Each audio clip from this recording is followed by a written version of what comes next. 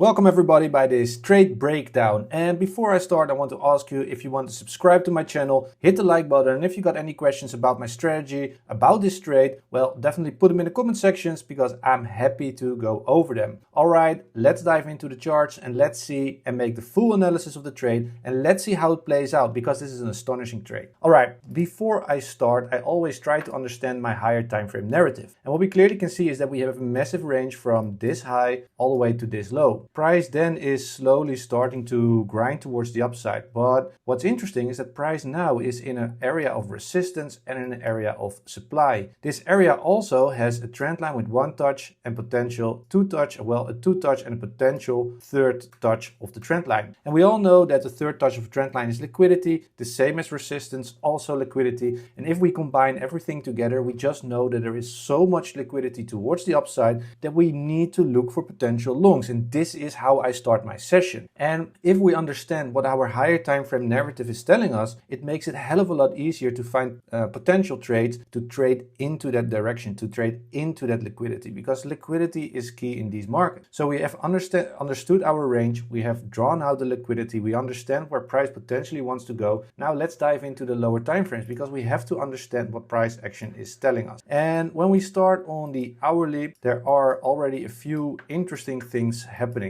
We know that we have our Asian range. This is the start of London, and what I'm doing on the 1 hour is the same as I did on the higher time frame. I try to understand what price action is telling me. And what I can see is that price action comes into this supply, then breaks bearish market structure internally, then wicks up again into this area of supply and starting to grind towards the downside. But there are more things to it, because what I also can see is that there is a nice area of support here. How can we recognize the support? Well, price touches in, pushes up, comes in, push up, comes in, push up. So support is confirmed. So what we clearly can see is, knowing where price is reacting from, we see that internal price action is stepping down bearish. When sellers see this bearish price action, they think the market will continue to sell off. Well, we do have another area of liquidity, well, which is here, an area of support. So we have to take account of this area. That's obvious. But we understand where the real liquidity is. And the real liquidity is over here. This is where price is attracted to. Stop orders. Alright, so now we understand what our narrative is on the hourly. Now we jump it into the 50 minutes. And you can see how multiple time frame I am. I'm always diversifying between higher time frame, lower time frame, because markets are fractal. So what happens on the daily also happens on the minute, but yeah, with less information, less candles on the higher time frame, obviously, but it's the same thing. And that's very important to understand, right? So now we had identified our area of liquidity, which was swept. Now all I need to do is looking on the lower time frames to see if we can catch any entries. But what I also can see is that there is a trend line over here, a descending trend line, which also will force sellers in. Third touch of a trend line is where sellers get in. Well, obviously there's still this unmitigated top supply zone over here. So yeah, imagine how many sellers will look for shorts in these areas. And that's the exact reason why I want to long into that liquidity. Very, very important. All right, when we look at the 5 minutes, it's pretty much the same, not much going on. We have bearish market structure stepping towards the downside. This is inducing, again, sellers. Well, where is price reacting from? We can see that the order flow is just way too clean. We never take liquidity only of this little area over here, but this was a new spike. So yeah, pretty interesting. So now we know what the 5 minute is telling me, and there's a little thing hiding on the 5 minutes. There is more internal liquidity over there as well. So you can see that most of the buyers are out, but so many sellers are so heavily induced. Now we go into the 1 minute, and this is where the real sauce is happening. So what I want to see is the following thing, and I will put it on one spare tick. Oh, that was that. No worries. We will just analyze it because now you have seen the end result, but I will show you where my entry was. Right?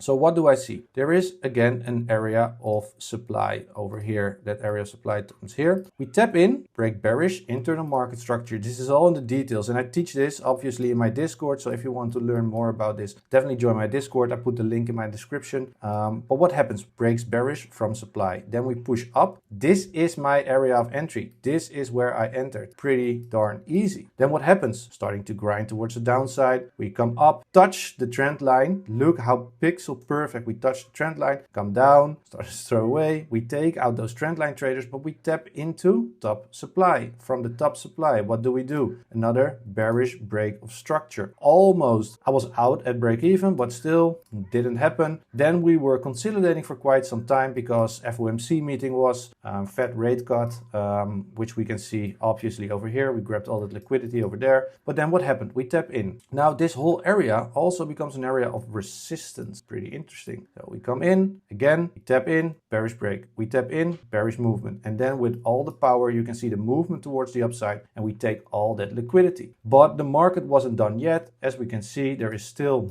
many more liquidity to take. And look at this price action. Look where price comes in, rejects, comes in, rejects, comes in, rejects.